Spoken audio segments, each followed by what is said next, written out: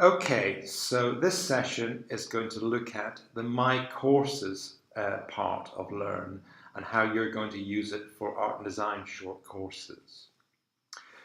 In the My Courses box, which is in Learn, which we have navigated to, you're going to see any course which you have been assigned to as a user or part of a group.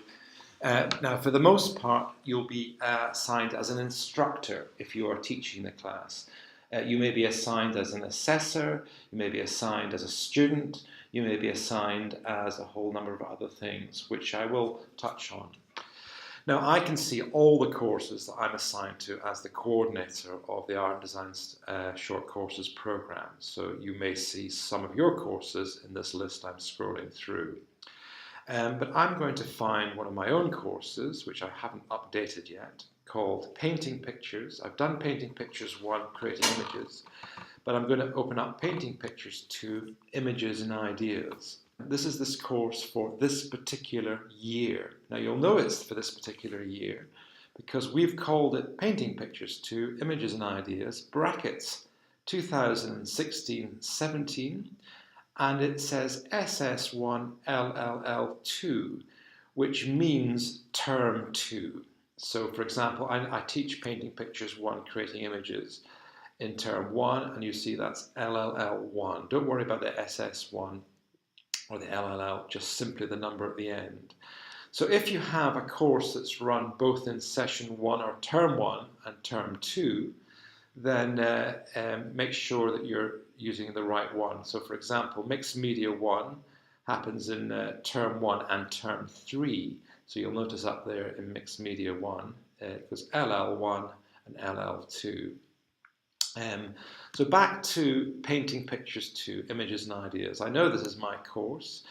There'll be named people on there you don't recognize. Alex Burford is the Learn expert from Edinburgh College of Art, who's down on all our courses at the moment. There's my name, and there's David Lonergan, who is one of the Credit and QA members of the administrative team in Centre for Open Learning. But they can be easily put in, removed. So, what happens when we click on this? Well, let's do that. We click on any course, and it should immediately, or relatively quickly, depending on your broadband speed, take you to something that looks a bit like this. In fact, for all your courses, at the moment, it should look like this. And I'm going to talk you briefly through this environment before I go into details. Along the grey top bar is something that calls Home, and you'll see that if you click on that, it gives you a drop-down menu that will take you to your other courses or recently visited courses. So there's a quick way of finding your courses from inside Learn if you want to switch from one to the other, copy from stuff from one to the other. It says handbooks there because that's where we've arrived at, handbooks. It tells you the page we're on. And along here, we have a grey button called Enter Student Preview. So if you're creating content, but you want to see how a student will see it, you just simply click on that. It goes into entering student preview mode, and it shows you how a student will see it. So you can test it out. And then you go exit preview to go back to the way it was before. And the next one is you can actually change the colour of the background and so on. I'm keeping it on default. I certainly don't want it to go to lavender. And make sure if you're editing your course, you go edit is on. But once you've finished editing, you take that off and it goes off and no more editing can be done to the way it looks. So that's the grey bar along the top. Now, probably the most important part of your course on Learn is this grey box down the left-hand side with a big long column. It goes to grey, and then there's a whiter bit at the bottom. Here you'll find menu items. The first one will be the course title and occurrence of the course I've already talked about.